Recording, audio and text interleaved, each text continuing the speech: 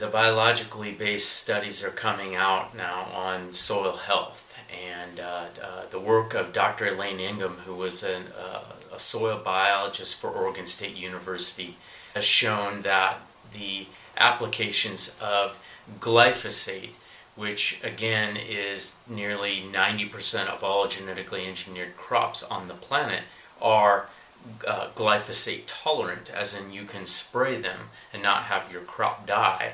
This product glyphosate that we've been using for better than 20 years is actually destroying the biology of the soil. We're also finding out with a lot of these studies that the 3-year rule for organic is probably not a good rule. Soils that have a heavier clay constituency can hold glyphosate in them for greater than 20 years. So, I as an organic farmer could go farm on a piece of land only to find out that test it a year or two later, or maybe that's what I want to do, is test it right off the bat. But it could have had glyphosate sprayed on it 10 years previous, but if it's that heavy clay, there's a greater chance that it will hold on to any chemicals and pesticides, specifically the glyphosate.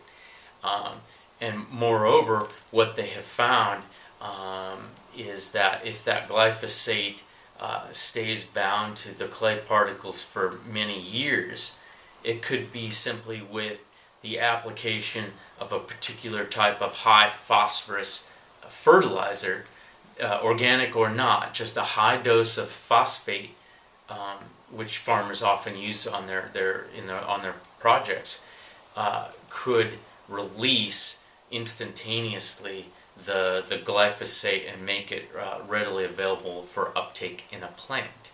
Wow. So this should be of concern to anyone who really cares about the soil and the future of farmland in the United States, for at least insofar as food growing and food capacity is.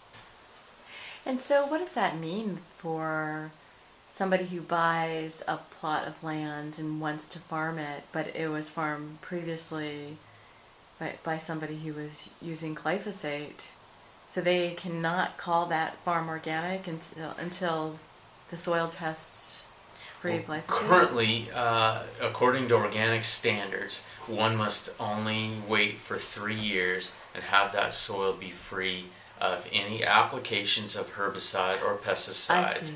And then after that 3-year window, you can certify that organic. Okay, so that's that 3-year rule that you were talking about. And you also mentioned that it might have to change. Is that why? Because of this new information? That may have to change, absolutely, because that wouldn't work for me to know that I had this piece of land that was sprayed with glyphosate and for some years, and then I'm going to wait 3 years, and I might, as a farmer, make the decision not to even produce anything on that piece of land. Wow. Ever. Wow. At least until it's, we can come up with some method that would help restore that land and help bioremediate those soils. And is anyone working on that, inventing something that would help kind of negate or dissipate? It's all in the biology. So you're talking about fungal inoculants like mycorrhizal inoculum, using bacteria, using nematodes, using basically top to bottom the entirety of the soil food web that would deactivate or metabolize the toxins such as Roundup in the soil. But in order for that to happen, you have to have the organic matter present. Organic matter is a critical piece of a healthy soil food web. If you don't have that, your plants are going to be sick. You've got a bunch of toxic soil out there. That's not going to heal itself. Mm-hmm. It's just going to basically not be a very good piece of land to produce food on.